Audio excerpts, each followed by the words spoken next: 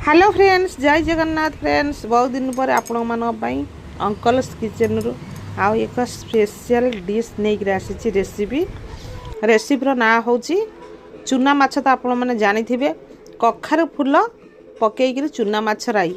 तेणु आपको गाँव में साधारणतः कहती देखो जो मैंने टे पुराणा मौसा मौसी होते से पचार से कहे कौन ना चूना माछ टुकु टुकु वा चूना माछ राई।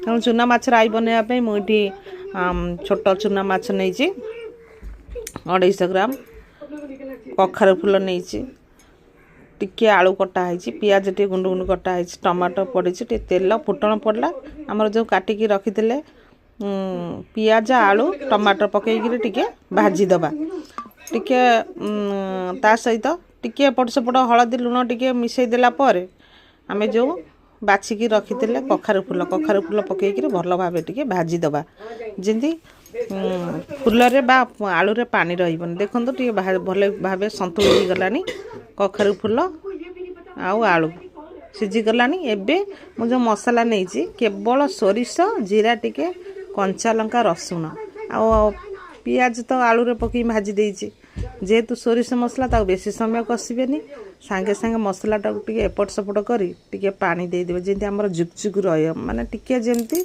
राईटा जेंति बेसी पानी हबनी पूरा जेंति टिके मोटा टिके तरकारीटा हमर एंति रहइबो।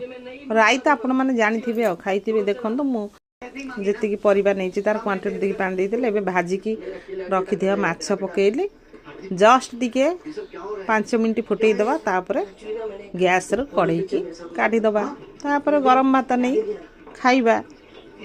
मु बनै खाइथिले बहुत भल टेस्ट सुंदर टेस्ट। आपण माने जदी पारुछंती निश्चित भाव चूना माछ टिके आनतु कखारु फूल टिके आनतु बनातु खातु मते कमेंट बॉक्स रे जणातु मोर एई कखारु फूल दिया चूना माछ राई केमिति लागुची।